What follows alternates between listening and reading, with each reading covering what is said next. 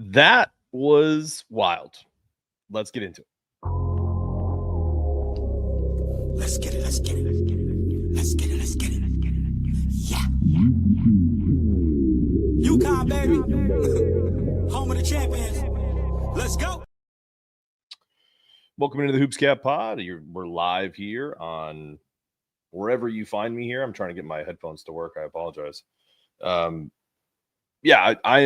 I'm so emotionally and drained by that game, especially towards the end of it where, we're trying to close it out and, I'm happy that we won and everything that goes with it. But, man, turning the ball over and, having that issue to essentially have to get a 5-second call because they didn't have timeouts to end up getting that dub.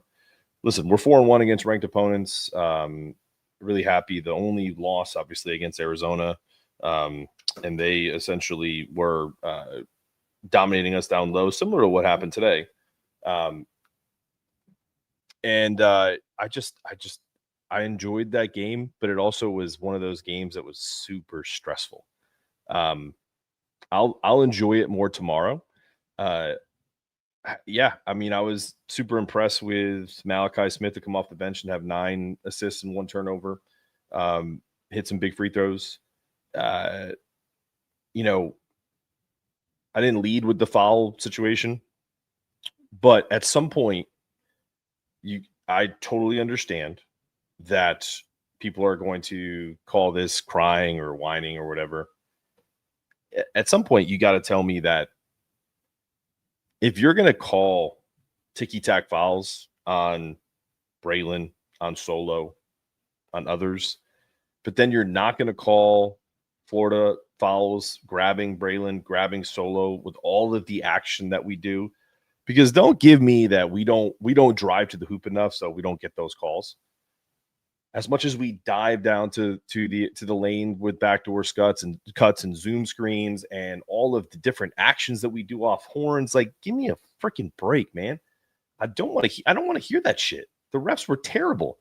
You got Sam Vecini, one of the most respected draft experts in the country, who's like half watching the game and turns it on and goes, "Good God, like, are they going to call any of these fouls?" Like, it's one of the reasons why. And don't get me wrong, I'm not one of these people, but I have friends who don't watch college basketball because they rather watch the NBA because they feel like there's more freedom of movement, et cetera, right? So, of course listen, that's not even the point. It's nothing in the game is too physical for Braylon. He was one of the best defenders on the floor. They fucking bottled him up with the amount of bullshit fouls they called on him. He barely got to play. He had 5 fouls. He had 6 points in like 10 minutes. The kid's a monster. Don't give me that shit. There's if you say that shit, you don't know ball. He's a freshman. He's 200 pounds at 6'6". You try to tell me he needs to bulk up? Nah, man. He needs to stop getting the bullshit fouls called on him. And I'm sorry. It was 29 to or 30 to 10 free throw disparity. Get out of here. Give me that shit. Anyway, Caravan, absolute monster. If I hear anybody complain about Alex Caravan again, just don't root for the UConn anymore. Go root for Duke. Go root for all the fancy teams, all this other shit. Some guy was on my page earlier being like, man, your boy's got to check for his ankles. Yeah, that's cool, because then you hit it in your eye hole, and then that same dude airballed a 3 that would have tied the game. The funniest tweet of the night was from my cousin's husband saying, My dude thought it was Linsanity out there in Madison Square Garden when he airballed that 3. I definitely got a chuckle out of that. I take nothing away from Xavier Lee. I thought he had a good game. I thought they allowed a little bit too much from him in terms of the step throughs and some of the shit he got away with. Down low where he had like 9 free throws in the first half. I mean, come on, man. I don't care about being cocky. We have cocky dudes on our team. Ryba. Whew, how good has Eric Ryba been? He saved the season from the start. He absolutely has been one of the best players on the floor. Honestly, I think the depth of this team kind of mitigates a lot of the issues that I think we have around point guard. And what I mean by that is because Malachi with nine assists. He hit some clutch free throws. How about the 2 free throws that were missed by Malachi and Solo? Just to go to that really quick. That literally like rimmed. I don't think I've ever seen a ball rim out like that. That was really wild at the end of the game from 2 really good free throw shooters. Rob is a special player. If you don't watch out, that dude's going to get snatched up in the pros real fast. If you see the scrolling across the stream, this show is presented by the law offices of James E. Sulik.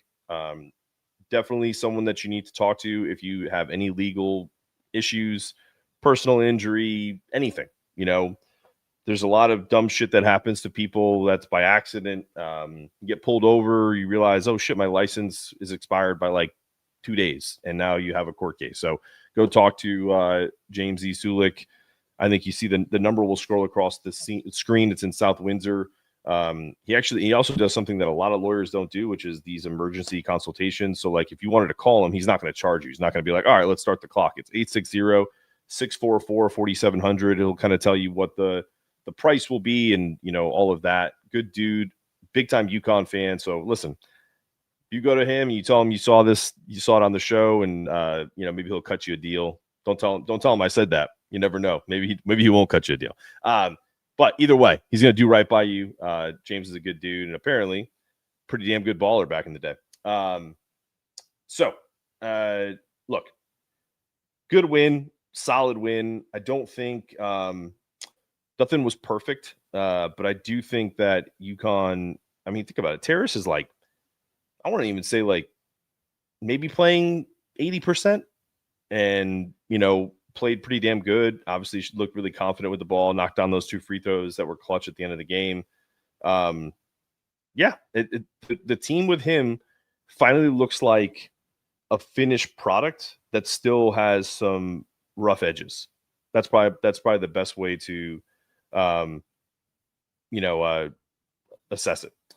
I'm gonna bring Tyler in because this is gonna be a very short show. I'm not gonna lie to you; it's midnight. I'm tired. What's up, dude? I agree. It's almost midnight. I think a better way to midnight. Yeah.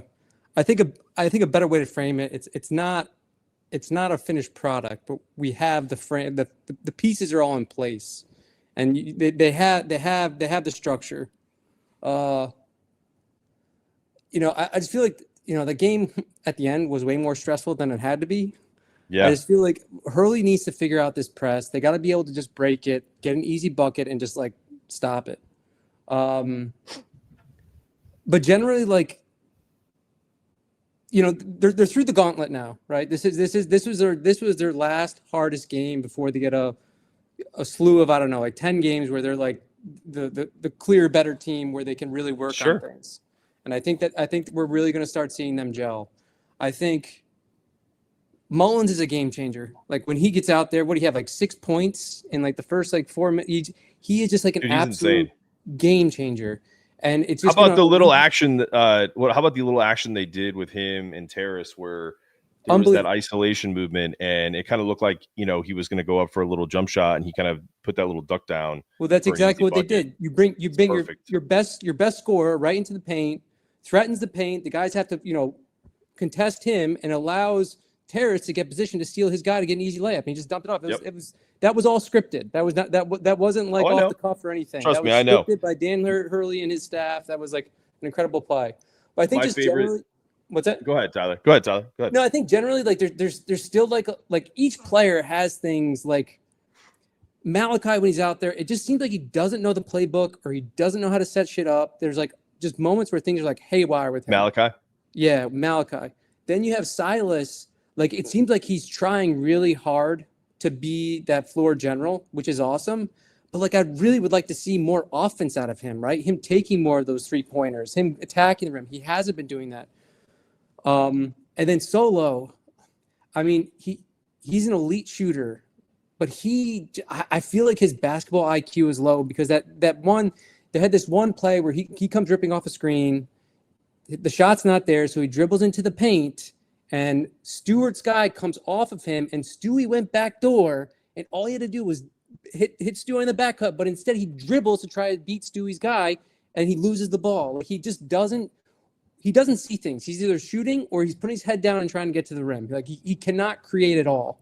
So I think just like having Mullins out there where you can use him, like Liam, a lot of times they would run him off screens and then have him create off those screens, and then Solo will get a lot more easier looks. So I think having Mullins there and Reed, those two players it just relieves so much pressure on the other guys, because other guys are more two-dimensional guys, and you have Reed, who's probably a dominant two-dimensional guy, and you just have this, the queen, like your queen on the chessboard is Mullins. You're playing this, you just beat 4-1 now? You just beat 4 potential Final Four teams without a queen and without, what do you want to call, and your I don't know, your rook. Rook, yeah. Reed, like there is, and they won it with defense. So I think there's a lot of potential here. There's a lot of areas to grow. And yeah, I'm excited. I would say to you that even though Malachi isn't perfect yet, and he really doesn't, he really has a lot of areas to improve on. I mean, the guy, he still delivers 9 assists to 1 turnover. I haven't looked at the box score yet. Yeah, but he was more impactful than Silas. I'm sorry. Like he been more impactful than Silas in terms of production, in terms of playing the type of defense that we need, in staying in front of his man. And listen, man, he plays hard and he's infectious. And Dan has a perfect description for him. Is he a bell cow running back? No, that's technically that's Silas. But he's a scat back. He's a third string guy. A third down back is what I meant. And the box score is, it doesn't tell the whole story. But if you really do look at this from a perspective of, I would agree with you more on Malachi if he had 9 assists and like 7 turnovers. But 9 assists to 1 turnover is so that is good. So the thing is, though, he did have that terrible take where he just drove it right in there. It got stuffed. He had another take. Take the good with the bad. Well, no, I understand that, but what I'm saying is he does create, but in the moment when the game is getting tight, you want a guy that's going to set them up into the offense, because the offense is what's elite. And regarding, I think you're right about that in terms of, but here's the problem: if Silas is playing to the level that he's outplaying Malachi, then he's going to be in that situation where he's the more steadier, the steady hand. But he wasn't tonight. That's the reason why Malachi had all those opportunities. Therefore, he has more freedom to do stupid shit, like you mentioned. You see what I'm saying? Like his role is supposed to come in and kind of create the havoc. No, I know that. Silas plays poorly, like he did 100%. Tonight, he plays more, and then his stats reflect that. So I think my issue is in a better officiated game, Mullins doesn't have 5 fouls. He likely has the ball in his hands for some of these situations anyway. And, in a perfect world, Silas actually plays like the big point guard that we need, because he has all the tools, man. Like I don't get it sometimes with him. I really don't. And I'm truly really trying not to be hypercritical, because I do understand that people will say to me, well, do you remember when Tristan wasn't? Stop comparing him to Tristan Newton. Number 1. Okay. Number 2, like when Tristan Newton was brought in, I'll ask you, Tyler, when you saw he transferred to UConn, were you like, whoa, Tristan Newton from East Carolina? No. Wow. Dude, right? I didn't even know he transferred. I remember started watching them and being frustrated with him. I was like, this guy doesn't because I'm used to UConn point guards. So my point, yeah. Right. So my point to you, Tyler, is this: I live in North Carolina. I saw Tristan Newton play multiple occasions. When he went to UConn, I was like, that's interesting. Maybe he could be good, because he was a scorer. Like he averaged like 18 points a game at East Carolina. You know what I mean? In the American. So it's not like he was like playing in a mid-major. It's like that one step up. We used to be in the American that when it wasn't as bad as it is now. But my point is like, there's no comparison. There just isn't. Silas played at fucking Georgia, played in the best conference in the country last year and averaged almost 15 points a game. And then he comes to UConn and looks like a totally different player. That's my only complaint. You're also comparing Silas after what, 6-7 games or 8 games, whatever it's been, 9 games, to a Tristan Newton who you've seen the you're missing the point. When I'm talking about in there, because people have said that, like, do you remember when Tristan struggled? I said yes, but I didn't have the same expectations because I knew what Tristan Newton was at East Carolina. But his ascension is not what I'm talking about. I'm talking about 6 games in. Yeah, I agree with you. So I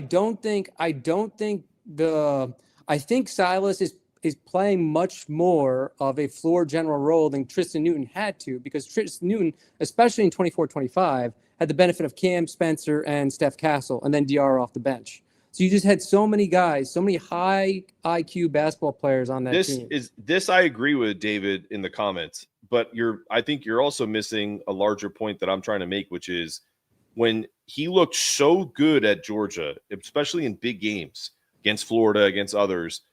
I'm rooting for the kid. I think when people like think you're criticizing, you're like, well, I never want to see that kid play again. No, I'm rooting for him. I just want him to be more assertive and take opportunities when they're given, and not like what's the one shot he took today that when they went under on the screens with him, and I was just like, of all the times you had Mullins on a cooking, you had Solo cooking, decision making. That's what they brought. You talked about Malachi. We brought him in to make better decisions, and that's just not a read that you can make. I'm sorry. I don't know what player you're talking about. I know that he missed. It was a quick shot. It was a quick shot when guys were really shooting well in the flow of the game, and if it went in, obviously everyone's like, great. But it was just like it just was very out of character. Like if he's reading it under screens and he's taking advantage of it from the start, then do it. But he just doesn't do it enough. So when he does do it, it's kind of like, why? Yeah, no, it's interesting. I feel like my take, I feel we have very different takes on the backcourt, and I feel much more comfortable when Silas is in. But I feel like things are in control. I do understand that he is not doing. He had a great BYU game, and since that BYU game, he has not shown those like high level flashes that we're used to seeing. But I feel like things are much more consistent when he's out there, and because Malachi is that change of pace back. So when you bring Malachi in and expecting him to play a role that he's not really, to play that general that Silas is supposed to be, and Malachi's a change of pace, like it looks awkward. It's not. It doesn't look right. But the one thing I want to say regarding the free throws, I don't think UConn will ever shoot more free throws than their opponent. So I think people need to realize that we're always going to have a free throw disparity. No, the way they run their offense is slow. I don't agree with that at all. It's a slow grind. It's a slow grind offense, and they get open. You're missing shots. the point. Constantly attack the rim recklessly, Tyler, and just hammer putbacks. That's the way Florida plays down low. You of all people should know that the way UConn runs their offense with the constant motion and the constant back screens and the slipping and the go screens, guys get grabbed all the time, and when you get hindered, that's why it looks like shit sometimes. They're not saying, but you can't tell me, dude. When an NBA guy like Sam Vecini, who does an incredible podcast that's like probably top 10 podcast in the world on basketball, tweets out that the UConn players, in particular Braylon Mullins, is getting mauled coming around screens and not calling it. Like it just, I'm sorry. Also when we're talking about like over the back calls, or we're talking about when Terrace gets the ball down low, the 12 times that he gets it and he gets one foul. It's just, I'm sorry. Like it's just not realistic. I'm not speaking to the referees. I'm speaking to style of play. The style of play, they're a slow grind offense. They don't recklessly attack the rim and get putbacks after putbacks. So they're not going to get, when that happens, refs blow the whistle, especially underneath the hoop. UConn is, I have to go back. I don't know if they were in free throw disparity in the two title runs. It's just not the style of basketball that they play. Listen, if they're playing bulletproof basketball where they're making the level of shot making that they had in the tournament runs that they had in 23 and 24, I mean, dude, it's clearly tonight itself was just an awful officiated game. I'm sorry, it just was. Forget about whether or not you agree that there's should be a free throw disparity or not based off of the way they play. But I do understand that point, but I also feel like, for a UConn team to still win this game essentially by 2 possessions and be out free throwed by almost 20 is insane. Just to show how good this team actually is, that if it was called even 60-40 in that range, they win this game by 10 or 12 points. Yeah, I think they're going to be on the short end. Like, I'm not talking about just like fouls, but they're not a team that draws a lot of shooting fouls. Like, yes, they're going to get held and they'll get into the bonus. But the accumulation of fouls is what gets you to the free throw line. I'm not talking about shooting fouls. I'm not talking about driving to the hoop. That's not. But that's what I'm saying. But that is also how you generate free throws before you get into the bonus. And they don't. So you're trying to tell me that officials shouldn't call fouls when we're talking about motion and guys getting grabbed? But that's if you not go what to I'm the saying rim at all. more, that's part of what we're talking about tonight. That's what happened tonight. I'm saying that the style of offense does not generate a lot of shooting fouls. So you have to get to 7 fouls before they get to the free throw line is what I'm saying. Whereas if another team is getting all shooting fouls for their first 6 fouls, that's 12 free throws, Mark. That's a lot of free throws. That's a big difference. Multiply that by 2. That's 24 free throws in a game. There's your difference. or maybe we could just call the game and not call bullshit fouls. But that's not what I'm arguing, Mark. But it kind of is, though. Like, I'm not talking about referees. It is what it is, man. They won the game. Anyway, listen, I'm so done. Like, it's 20 minutes. That's kind of the limit. I'm not cutting it short because I don't agree with you. I'm just tired. No, I got it. I appreciate everybody on the stream. There's like 500 people watching us yell at each other. And now I'm tired and I want to go to bed. UConn wins 77-73. I know some people are probably pissed because it was 4.5.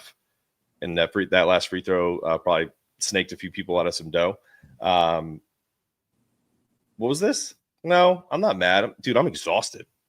I'm mad at Tyler's face. That's what I'm mad at. No. Mark, no more talking about the referees. Every live pod, you start with the referees. Yeah, they should because it's criminal. James Breeding should be hung and quartered. Okay, James Breeding should be taken out back like in casino and asked him which hand do you jerk off with. Dude, I hate it. Break his hand on the other side. It's terrible to watch a game where it's whistle. It's awful. It hijacks the whole game. Yeah, it's terrible. Do you think I really give a shit about whether or not James Breeding calls fouls and Braylon Mullins plays 12 minutes tonight? I'm so done with these officials, dude. It truly is why people go to watch the NBA because it's like, whatever, 6 fouls, no one truly fouls out. And I deal with some travels and some flopping, but, I get to watch good basketball. Like, I want UConn to actually, when they get a great officiating game, you know what happens? They blow a team out. Yeah. Happens every time. It's coming. Everyone needs to be patient, but it's coming. All right. I'm out. Right. You guys, peace. No one else wanted to jump on, so honestly, I'm just, yeah. By the way, this shirt, I'm gonna get the link in the chat if you guys want to check it out. You're Not Hollywood, Bro. There's one that's there's a couple other really cool ones. Let's see. Before I go, I'll get that up and then I'll jump out of here. This shirt is from, I'm sorry. I know I'm searching for the link because then I can explain it better.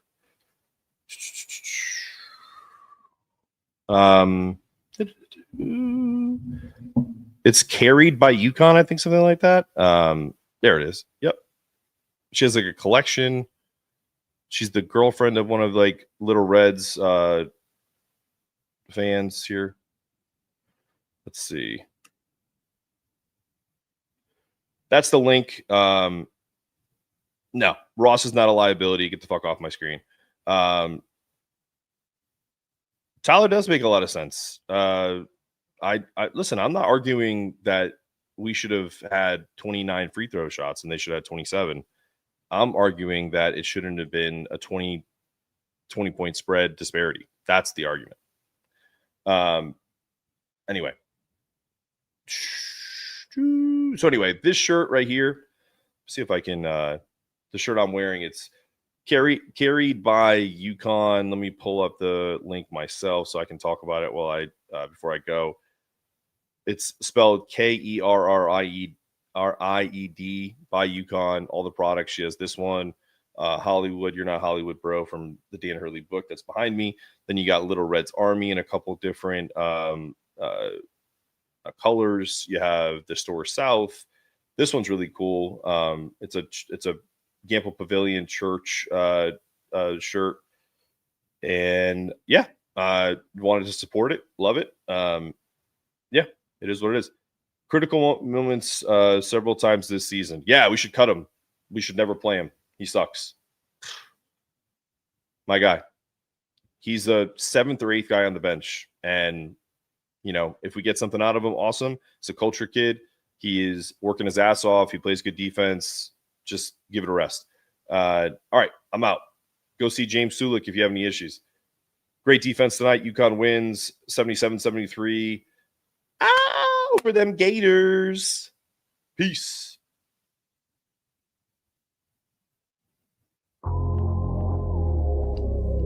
Let's get it, let's get it. Let's get it, let's get it. Yeah. UConn, baby. Home of the champions.